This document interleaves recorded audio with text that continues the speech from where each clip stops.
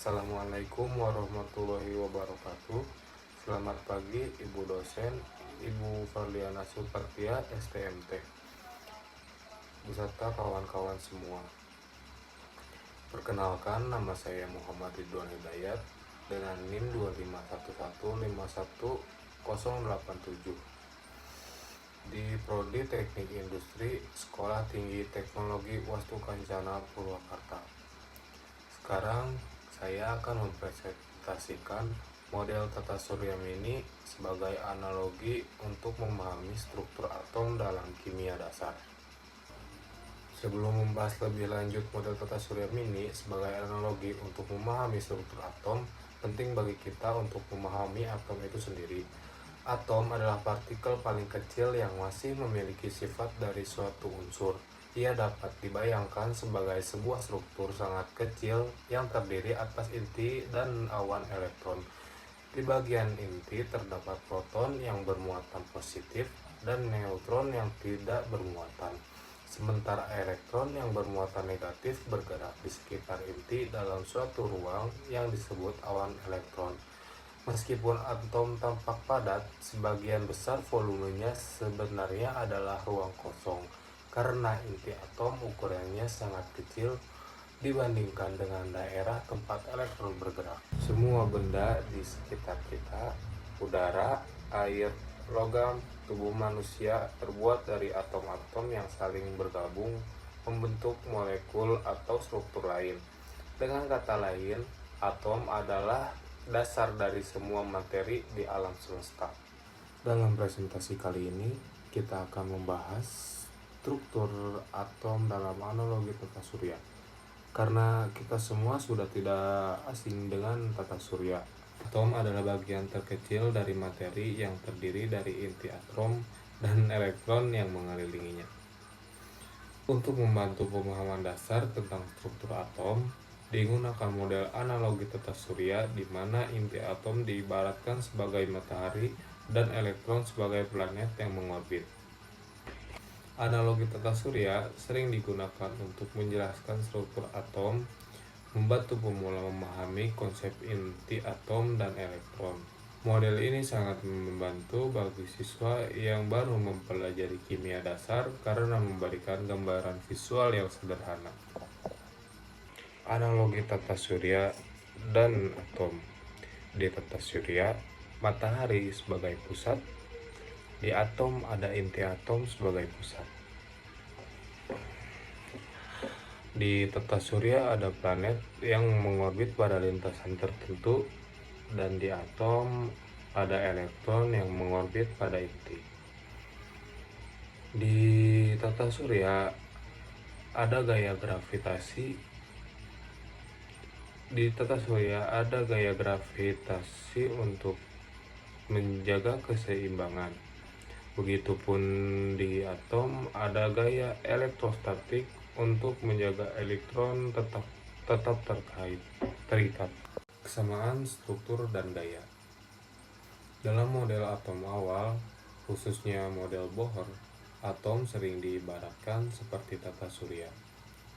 Analogi ini membantu memahami bagaimana elektron bergerak di sekitar inti. Meskipun tidak sepenuhnya akurat secara ilmiah modern. Inti atom sama dengan matahari. Matahari berada di pusat tata surya, sedangkan inti atom berada di pusat atom. Keduanya merupakan pusat massa dan pusat gaya tarik dalam sistem masing-masing. Inti berisi proton dan neutron yang bermassa besar, seperti matahari yang massanya paling besar. Orbit versus orbital. Planet orbit melingkar atau elips. Jalur bisa dihitung pasti. Orbital elektron. Orbit sama dengan kulit energi di model Bohr. Dalam kenyataannya, orbital wilayah probabilitas. Posisi elektron tidak pasti dalam Higgs. Keterbatasan analogi. 1. Gaya berbeda. Gravitasi tidak sama dengan elektrostatik. Dalam analogi tata surya, planet bergerak mengelilingi matahari karena gaya gravitasi sementara dalam atom. Elektron mengelilingi inti karena gaya elektrostak. Keduanya berbeda secara fundamental. Satu, sifat gaya. Gravitasi selalu menarik, tidak pernah menolak, bekerja antara benda yang punya massa relatif lemah dibanding gaya lain. Elektrostak bisa menarik atau menolak, bekerja antara muatan listrik plus dan min, jauh lebih kuat dibanding gaya gravitasi. 2. Besarnya gaya. Gaya gravitasi sangat lemah pada skala atom, hampir tidak berpengaruh. Gaya elektrostak pada atom sangat kuat. Inilah yang mengikat elektron ke inti. Karena itu gravitasi tidak dapat menjelaskan struktur atom, meskipun analogi tata surya terlihat mirip. Perilaku partikel. Gravitasi mengikuti mekanika klasik hukum Newton.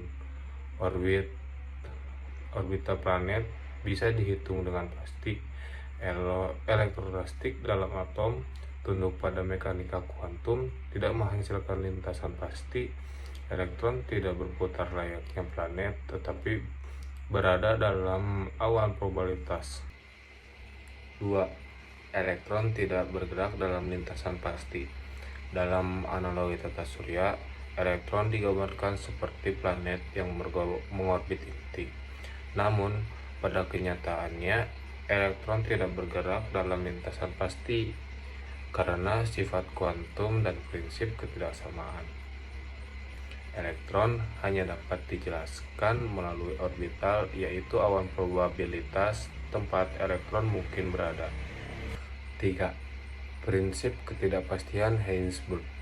Tidak mungkin mengetahui posisi dan momentum elektron secara bersamaan dengan tepat. Karena itu, elektron tidak memiliki lintasan pasti, melainkan berada dalam orbital berupa awan probabilitas. 4. Model Bohr hanya cocok untuk atom sederhana. Model Bohr bekerja baik untuk atom hidrogen karena hanya memiliki satu elektron. Namun, ketika diterapkan pada atom yang lebih kompleks, model ini gagal menjelaskan interaksi antar elektron dan spektrum atom. Karena itu, model Bohr hanya cocok untuk atom sederhana. 5. Tidak memadai untuk atom kompleks. Karena tidak mampu menjelaskan interaksi antara elektron, spektrum atom yang rumit, dan perilaku kuantum sebenarnya. Kegunaan analogi. Kegunaan analogi ini mudah dipahami, memperkenalkan konsep inti dan elektron, menjelaskan orbit dan energi dasar, cocok untuk pelajaran awal kimia, namun tidak akurat untuk penjelasan mekanika kuantum. Jadi, kesimpulannya, analogi tata surya membantu memudahkan pemahaman awal tentang struktur atom. Karena inti diibaratkan sebagai matahari dan elektron sebagai planet yang mengorbit. Namun, analogi ini tidak sepenuhnya akurat karena elektron tidak pernah bergerak pada lintasan tetap, melainkan mengikuti prinsip mekanika kuantum. Jadi, model ini berguna untuk belajar dasar, tetapi tidak mewakili struktur atom secara ilmiah lengkap. Cukup sekian dari saya. Maaf bila ada kesalahan. Wassalamualaikum warahmatullahi wabarakatuh.